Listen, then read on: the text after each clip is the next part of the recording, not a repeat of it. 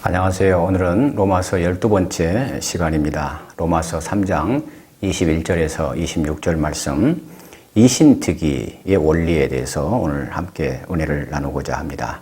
로마서 3장 21절에서 26절까지의 본문 말씀을 제가 읽겠습니다.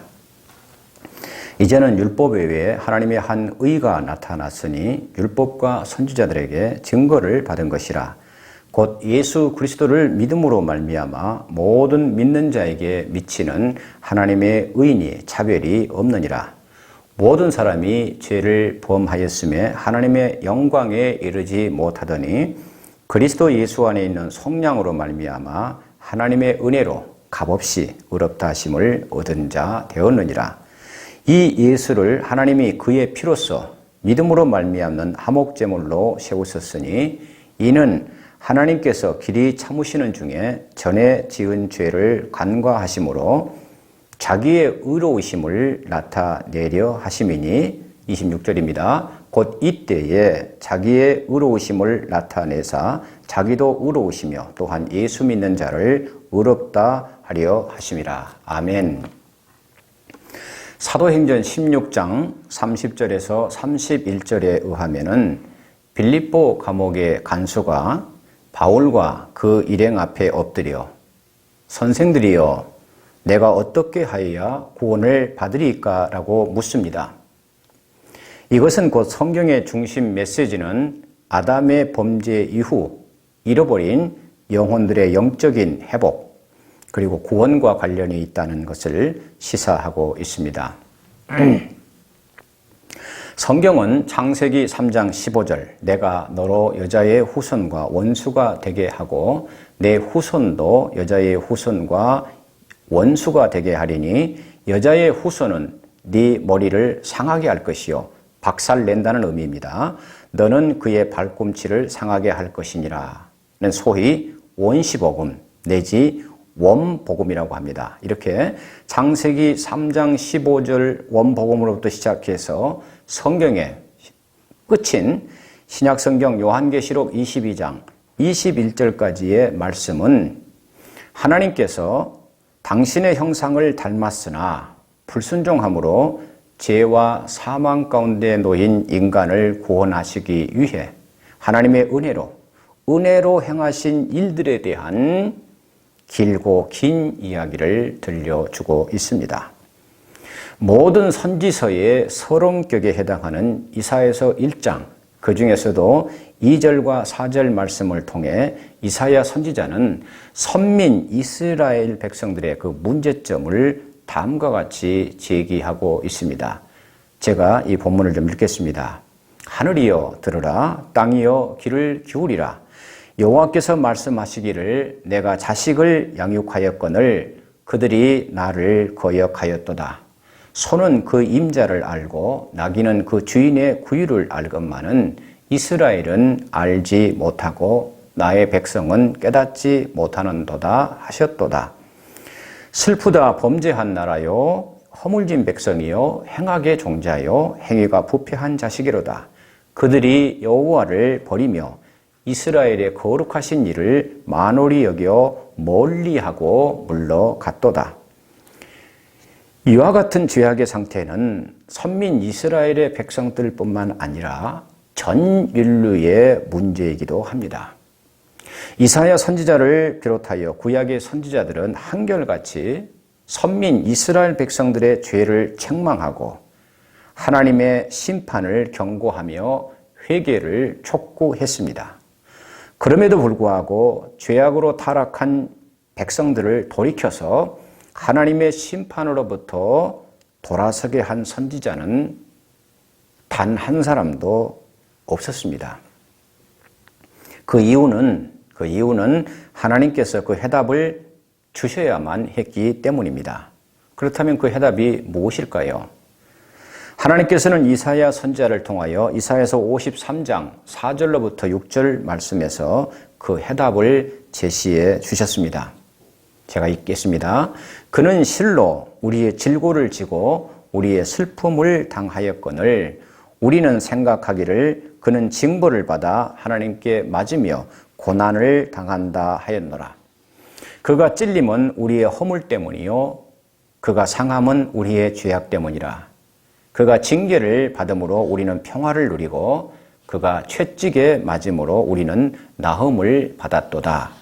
우리는 다 양 같아서 그릇 행하여 각기 제 길로 갔거늘 여호와께서 우리 모두의 죄악을 그에게 담당시키셨도다. 우리 모두의 죄악을 담당하신 그분이 누구십니까? 바로 우리의 구세주 예수 그리스도이십니다. 성부 하나님께서는 죄와 사망 가운데 놓여 있는 인간을 구원하시기 위해 만세전에 구원의 선물을 계획하시고 당신의 독생자를 구원 사역을 위해 육신을 입혀 이 땅에 보내셨습니다. 그리고 그 이름을 그가 자기 백성을 그들의 죄에서 구원할 자라는 뜻의 예수라고 이름을 짓도록 하신 것은 그 의미하는 바가 큽니다.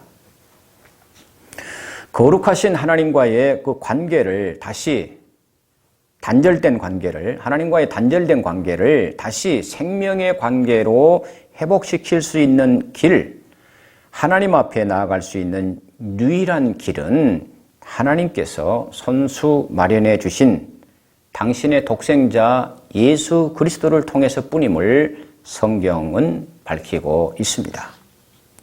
사도 바울은 로마서를 통하여 기독교 구원론에 관한 전반적인 원리를 체계적이고도 심층적으로 제시하고 있습니다.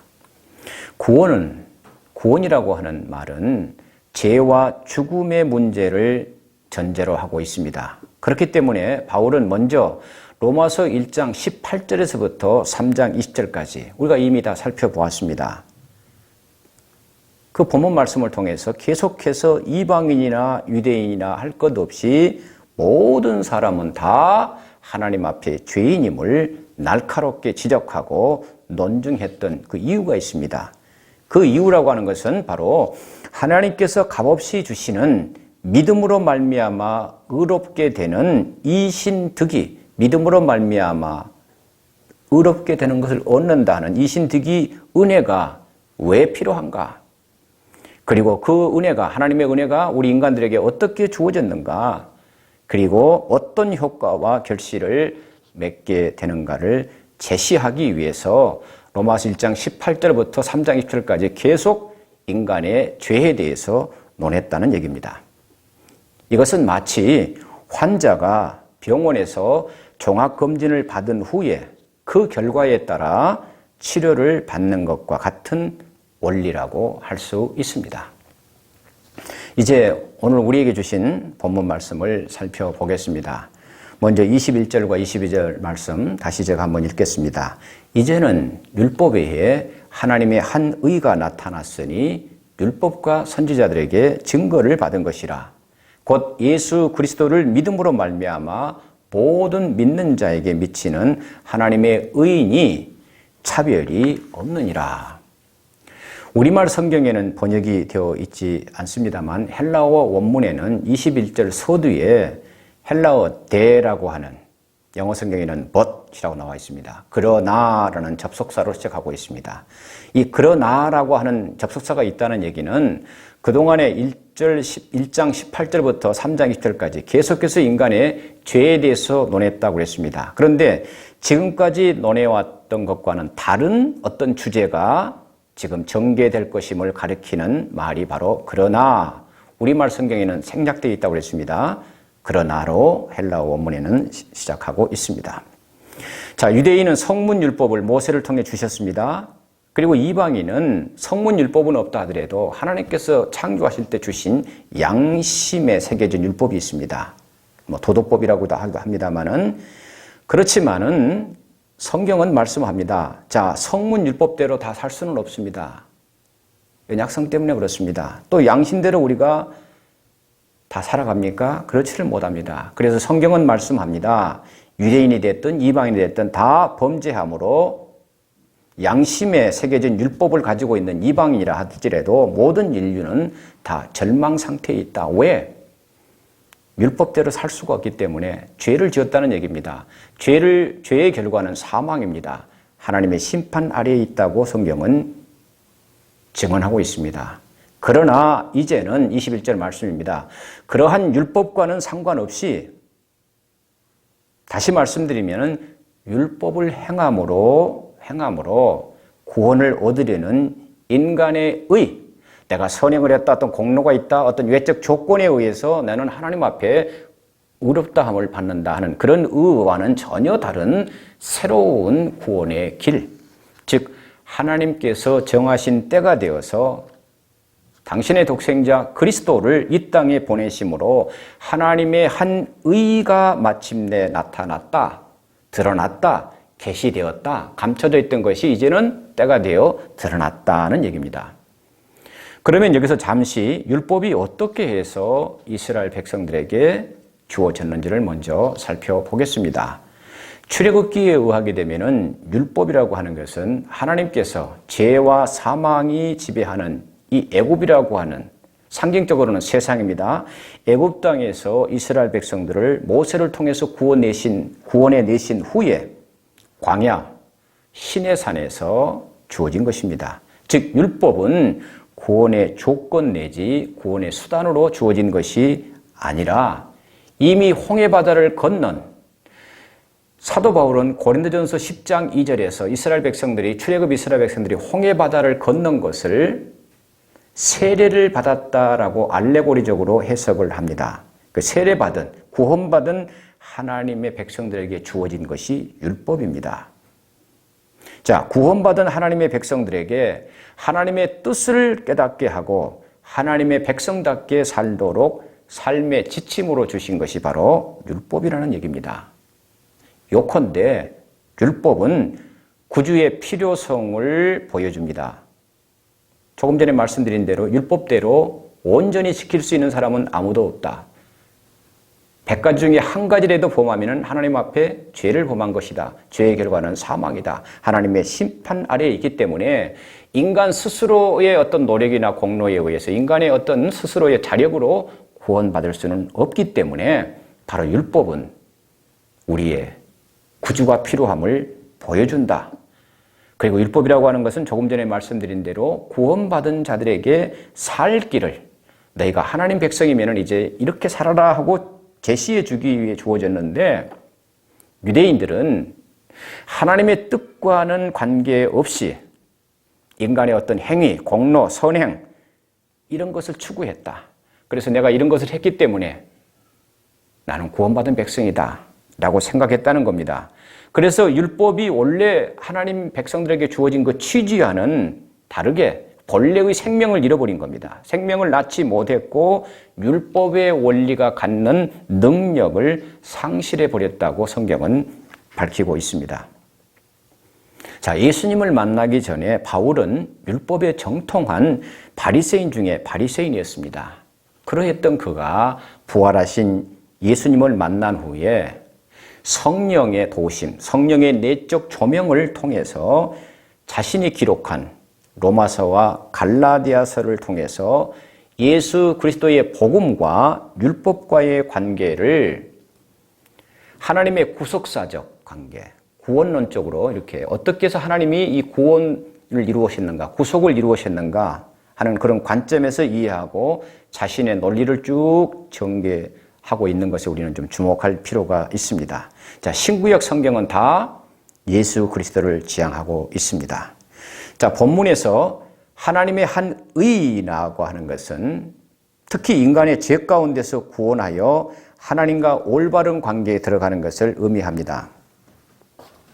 잠깐 판서를 하겠습니다. 자, 의다. 자, 믿음으로 의롭게 되는 이신득의의 원리를 지금 우리가 살펴보고 있습니다.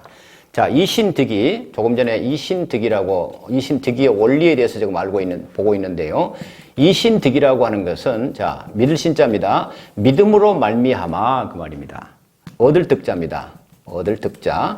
의롭게 함을 이제 얻는다. 하나님의 입장에서는 이걸 칭이라고 합니다. 의롭다고 칭해 주신다.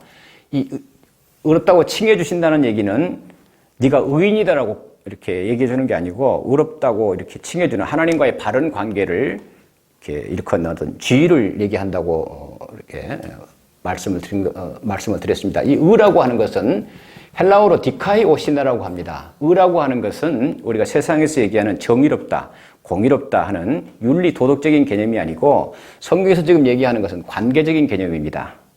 무슨 말씀이냐면은 아담의 범죄 이후에 하나님과의 관계가 단절이 되었습니다. 단절. 이 깨어진 관계를 다시 회복하는 것이 바로 의다. 믿음으로 말미암는 의다 할 때 의라고 하는 것은 어린 양 대신 예수 그리스도 밑에 나아자, 나라고 하는 존재가 들어가는 것, 연합하는 것이 의입니다. 나라고 하는 존재는 뭐냐? 손 숫자에다가 창과자입니다. 내 손에는 항상 공격용 무기, 창이 들려있다. 이러한 죄인이 내가 어린 양 대신 예수 그리스도와 합해짐으로 연합함으로 그것을 보시고 하나님이 의롭다고 칭해 주신다. 우리 인간의 편에서는 의롭다고 인정을 받는다는 의미입니다. 자, 이 하나님의 의는 예수 그리스도를 믿음으로 말미암아 모든 믿는 자에게 차별 없이 주어지는 의라고 22절은 말씀하고 있습니다. 여러분, 예수 그리스도를 믿는다는 것이 무엇일까요? 그리스도께서 우리를 위해 하신 모든 것을 내가 인정한다, 이해한다, 그저 머릿속으로 이해한다 뜻이 결코 그런 뜻이 아닙니다. 예수 그리스도께서 나의 죄를 대속하기 위해, 우리의 죄를 대속하기 위해 만세전에 하나님의 성부 하나님의 그 애정 가운데서 성자 되신 예수님이 죄인의 모습, 육신을 입고 이 땅에 잉태되었다. 성육신 과정부터 이 땅의 공생의 기간, 그리고 십자가에서 죽으시고 나를 위해서 피를 흘려주시고 또 나를 믿는 자를 의롭다 하시기 위해서, 즉 하나님과 바른 관계를 위해서 다시 살아나셨다, 부활하셨다. 그 모든 일련의 과정이 구속의 사건입니다. 예수님의 구속 사건. 구속이라고 하는 것은 이게 이제 건질 구자입니다. 건질 구자에다가 이제 우리가 속전을 낸다 할 때 이 속자입니다. 구속의 사건. 일련의 모든 이 구속의 사건을 나를 위한 그런 객관적인 사건으로 그치는 것이 아니라 이런 예수님의 그 모든 일련의 구속 사건을 나를 위한 사건으로 받아들이고 주님을 전적으로 의지하며 그분의 말씀에 순종하는 삶. 그래서 나의 전 존재를, 나의 삶을 주님께 온전히 맡겨드리는 삶이 믿음입니다. 그것이 바로 예수 그리스도를 믿는다는 의미입니다. 자, 23절과 24절 말씀입니다. 모든 사람이 죄를 범하였음에 하나님의 영광에 이르지 못하더니 그리스도 예수 안에 있는 속량으로 말미암아 하나님의 은혜로 값없이 의롭다 하심을 얻은 자 되었느니라. 자, 23절과 24절 말씀은 구원에 있어서 믿음으로 말미암아 의롭게 되는 이 이신특위가 왜 필요한가? 그 이유를 말합니다. 그 다음에 그 하나님의 은혜가 어떻게 주어졌는가 하는 것을 지금 밝히고 있는 말씀이 23절과 24절입니다. 자, 인간은 하나님의 영광을 위해 창조되었음을 성경은 말씀합니다. 하지만 인간은 하나님께 반역하고 범죄함으로써 하나님을 멀리 떠나간 존재가 되었다. 그래서 하나님과의 관계가, 바른 관계가 어그러졌다. 단절되었다. 그런 말미암아 하나님께 영광을 드러내지 못했다. 영광을 나타내지 못했다. 뿐만 아니라 하나님의 형상을 닮은 우리 인간이 범죄함으로 말미암아 하나님의 형상을 상실했다. 참된 본성에서 벗어나 버림으로 장차 성도가 저 밝은 미래의 영광 천국에서 받을 그 미래의 영광으로부터도 멀리 떨어진 존재가 되어버렸다는 것이 23절입니다. 이토록 스스로는 결코 의롭게 될 수 없는 인간에 대해서 하나님께서는 당신의 은혜로 값없이 예수 그리스도의 십자가의 대속의 보혈로 의롭다 하시는 길을 열어주셨다고 24절은 지금 선언하고 있습니다. 여기서의 하나님의 은혜, 이 카리스라고 합니다. 이 하나님의 은혜라고 하는 것은 어떤 보상을 기대하지도 않고 아낌없이 베풀어 주시는 하나님의 자비로운 호의입니다. 호의. 자비로운 호의.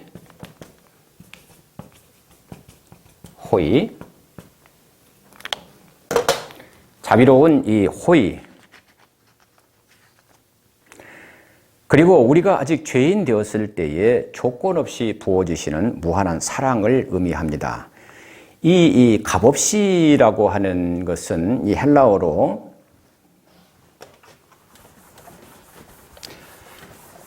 값없이라는 말이 많이 나옵니다. 이건 일종의 이제 선물이라고 하는 것하고도 같은 어원이 같습니다. 이 값없이라고 할 때 이 값없이라고 하는 건 헬라어로 도레안이라고 합니다. 도레안이라고 하는 건데 선물을 하고 같은 어원이 같습니다. 값없이라고 하는 얘기는 다시 말씀을 드립니다. 영어 단어에 priceless라고 있습니다. 이거 값입니다. price, 값. 그 less라고 하는 것은 부정적인 의미입니다. 무엇이 없는, 문자적인 의미는 값이 없다. 값이 없다, 이것이 문자적인 의미입니다. 이것은 무가치하기 때문에 값이 없다는 의미가 결코 아닙니다. 너무나 소중하기 때문에 인간의 셈법으로는 값을 매길 수 없는 그런 의미입니다. 값없이 아무 조건이나 대가 없이 거저 주시는 하나님의 선물, 이것이 바로 예수 그리스도의 복음의 극치입니다. 하나님의 은혜에 의한 의라고 하는 것은 우리 인간 편에서는 값없이 지금 우리가 받은 겁니다. 그러나 여러분 생각해 보시기 바랍니다. 하나님 편에서는 우리에게는 값없이 주셨지만 하나님의 편, 하나님의 입장에서는 당신의 독생자 예수 그리스도를, 하나님의 아들을 죄 있는 인간의 모습으로 보내셔서 우리의 죄를 다 짊어지시고 십자가에 못 박게 하시고 못 박히고 속량하는 엄청난 희생을 치르셨다는 사실입니다.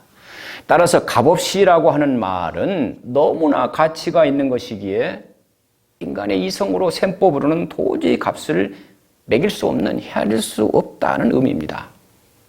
따라서 여러분 유념하시기 바랍니다. 기복주의.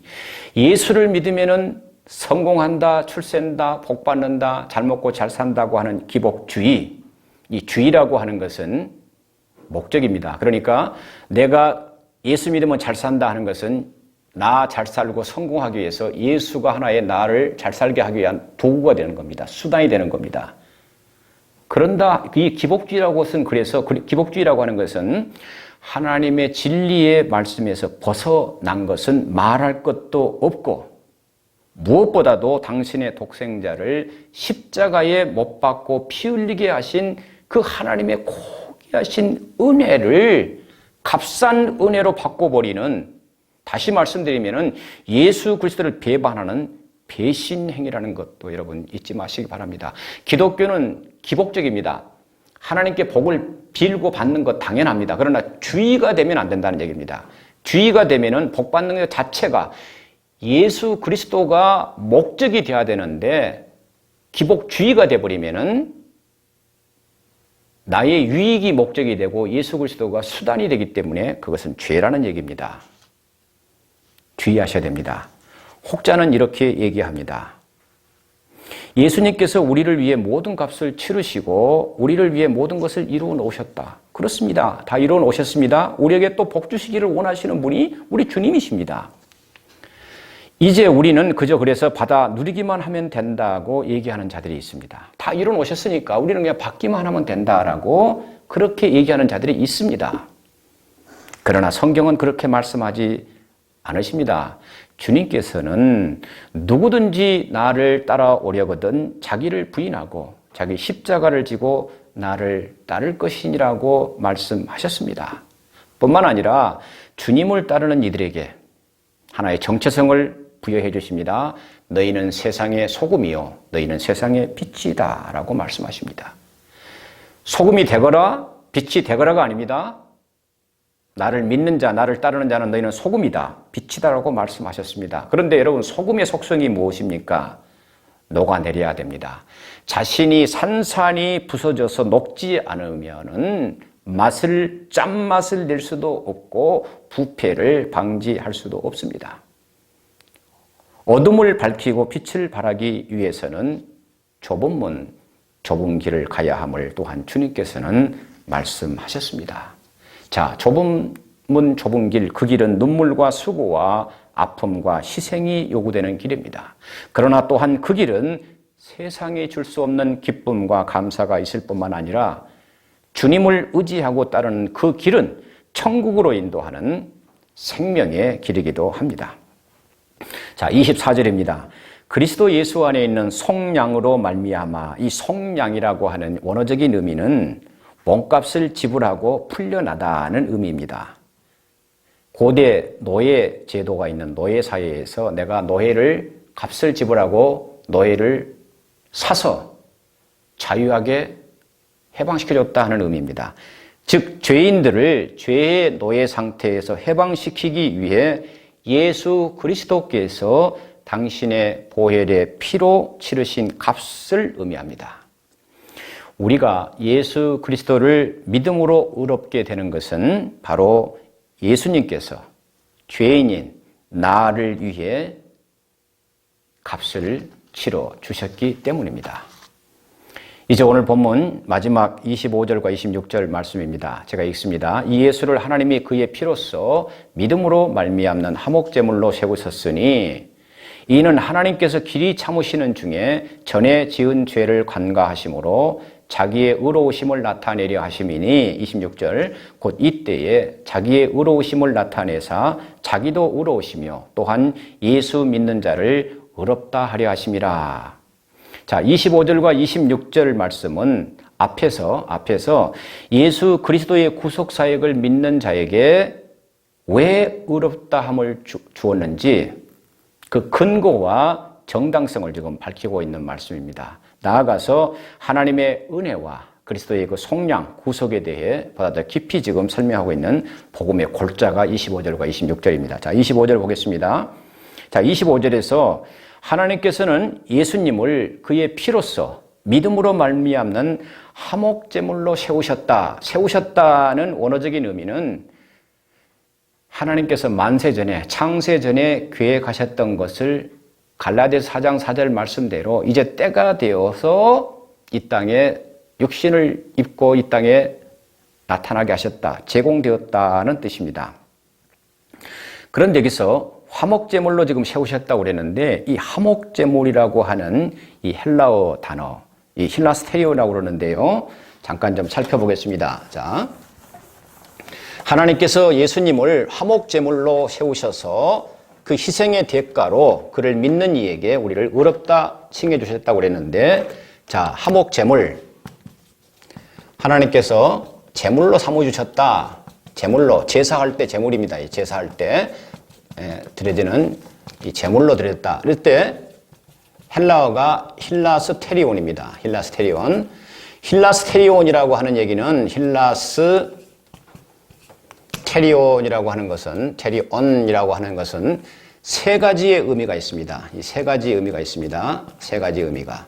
이 화목제물이라고 하는 이 힐라스테리온이라고 하는 헬라어는 세 가지 의미가 있습니다. 첫째 의미는 뭐냐 그러면은 지금 말씀드린 대로 화목제물입니다. 화목제물. 자, 아담의 범죄 이후에 하나님과 우리 인간 사이는 생명의 관계가 단절되었다. 원수관계가 되었다라고 성경은 말씀합니다. 이러한 원수관계를 당신의 독생자 예수 그리스도를 제물로 삼으셔서 십자가에서 피 흘리게 하심으로 하나님과 화해하게 하셨다. 다시 생명의 관계로 화목하게 하는 제물로 드렸다는 화목제물이라는 힐라스테리오라는 첫째 의미가 있고, 두 번째 의미는 속죄제물이라는 의미가 있습니다. 죄를 속하게 하는, 사하게 하는 제물이라는 의미가 힐라스테리온이 있습니다. 세 번째가 뭐냐면은 속죄소라는 의미가 있습니다. 속죄소. 속죄소는 구약시대의 성막에 있어서 성소 다음에 지성소가 있습니다. 그 지성소 안에는 하나님의 법궤가 그 안에가 들어가 있습니다. 하나님의 법궤. 그런데 그 하나님의 법궤를 언약궤라고도 하고 법궤라고도 합니다. 그 언약궤를 덮고 있는 그 덮개, 이렇게 양날개 덮고 있는 것이 바로 이 속죄소, 그 쉬운 자, 하나님의 은혜를 베풀어 주신다는 그런 의미, 쉬운 자, 쉬운소라고도 합니다만은 그것은 바로 하나님의 영광, 임재와 영광을 상징합니다. 그래서 속죄일에는, 대속죄일에는 대제사장이 어린 양을 잡아서 그 피를 가지고 지성소 안에 1년에 한 번 들어갑니다. 그리고 그 언약궤 위를 덮고 있는 바로 그 속죄소 위에다가 7번 피를 뿌립니다. 7번 피를 뿌리게 되면은 그로 말미암아 백성에게 임한 하나님의 진노가 이제 제하여지고 하나님과의 화해가 이제 회복되었다라고 성경은 구약 성경에 기록이 되어 있습니다.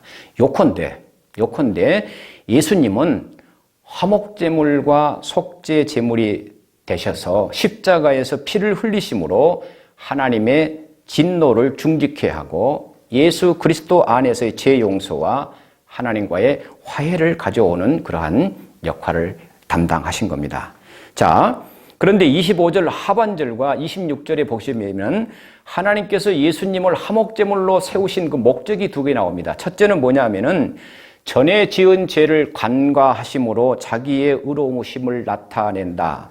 그 다음에 예수 그리스도를 믿는 자, 화목제물이신 예수 그리스도를 믿는 자를 다 의롭게 하시기 위해서 화목제물로 세우셨다 그랬는데, 자, 전에 지은 죄를 간과하심으로 그럴 때 여러분 좀 오해의 소지가 있습니다. 여기서 전에 지은 죄라고 하는 것은 뭐냐 하면은 전에 지은 죄라고 하는 것은 구약시대, 예수님이 오시기 전에 구약시대 이스라엘 백성들이 지은 죄, 하나님의 구약시대에 그 사람이 지은 죄를 얘기합니다. 그런데 전에 지은 죄를 간과하심으로 그럴 때 간과한다. 간과하는 것은 이 볼간자입니다.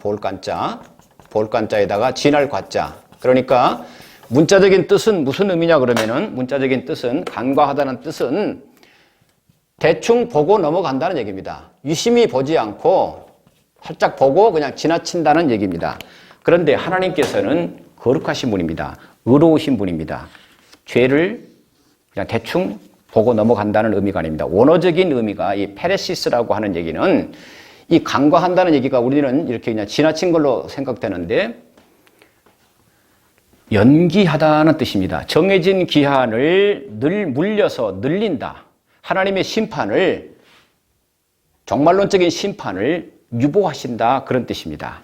자, 공의로우신 하나님은 결코 죄를 넘어가지 않으십니다. 다만 이전 시대, 예수님 오기 이전 시대, 구약 시대의 죄 지은 자들에 대한 심판을 잠시 유보하신 것이다. 그래서 인간들의 죄를 예수 그리스도를 대신 담당케 해서 그 구속 사역의 피 흘림의 근거 위에서 인간의 죄를 용서하심으로 하나님 당신이 의로운 분이시다, 거룩하신 분이라는 걸 나타낸다는 것이 첫째 목적이다. 그리고 그를 믿는 자를 의롭다 하시는 것이 두 번째 목적이다.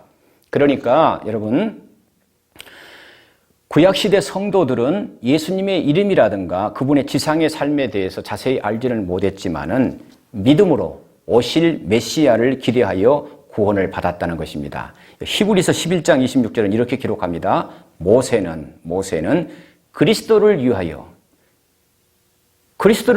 받는 수모를, 그때는 그리스도가 오실 때가 아닙니다. 그런데 그리스도를 위하여 받는 수모를 애굽의 모든 보화보다 더 큰 재물로 여겼으니 이는 상주심을 바라봄이라는 말씀이 이를 뒷받침해주고 있습니다. 그러니까 다시 말씀드립니다.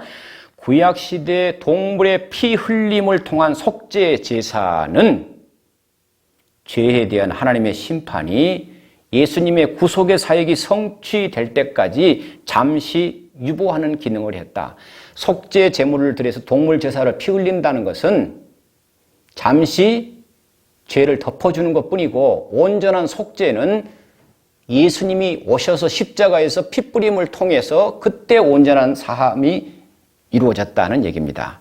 만약 구약시대의 동물의 피제사가 온전한 죄사함을 줄 수 있었다면 예수님께서 육신을 입고 이 땅에 오실 필요가 없습니다. 여러분, 이것을 잊어서는 안 됩니다. 우리가 예수 그리스도를 믿는다는 게 무엇인가 하는 것은 막연하게 믿는 게 아닙니다. 알아야 합니다. 그러므로 히브리서 기자는 구약시대 동물의 피제사라고 하는 것은 장차 오실 어린 양 되시는 예수 그리스도의 그림자와 모형에 불과하다고 히브리서 기자는 말씀하고 있는 겁니다. 이제 말씀을 마무리하겠습니다. 하나님께서는 타락한 인류를 당신의 방식, 인간의 방식이 아닙니다. 세상의 방식이 아닙니다. 하나님의 방식으로, 곧 예수 그리스도로 말미암아 그를 믿는 믿음의 방식으로 구원하시기를 창세전부터 작정하셨다. 이것이 성경의 증언입니다. 그러므로 우리의 구원이라고 하는 것은 하나님께서 값없이 주신 선물이며 예수 그리스도를 자신의 주님으로 고백하고 믿는 이들에게 영원한 가치가 주어지는 겁니다. 인간이 의롭게 되는 것은 전적인 하나님의 역사, 여기서 역사라고 하는 건 맡을 역자 일사자, 하나님의 일하심, 하나님의 작품이라는 의미입니다. 하지만 이처럼 귀한 선물도 믿음으로 받아들이지 않는 자에게는 아무런 효력을 발휘할 수 없다는 사실입니다. 예수 그리스도의 복음에 믿음으로 응답하지 않고서는 이러한 하나님의 은혜를 값없이 주시는 선물을 받을 수가 없다. 그래서 예수 그리스도에 대한 믿음이라고 하는 것은 하나님의 은혜에 대한 유일한 응답입니다. 그런데 여러분, 오늘 본문 26절에 보시게 되면은 누구를 의롭다 하려 하심이라고 말씀하고 있습니까? 여러분, 그냥 지나쳐서는 안 됩니다. 예수 믿는 자들이라고 복수 개념으로 말하지 않았습니다. 예수 믿는 자라고 단수로 지금 말씀하고 있습니다. 원어가. 이것은 대단히 중요합니다. 믿음과 구원이라고 하는 것은 주님과의 개인적인 관계이기 때문입니다. 신구약 성경은 처음부터 끝까지 예수 그리스도에 대한 증언의 말씀입니다. 길이요, 진리요, 생명 되신 예수 그리스도를 삶의 중심에 모시고 사는 여러분 모두가 되시기 바랍니다. 감사합니다.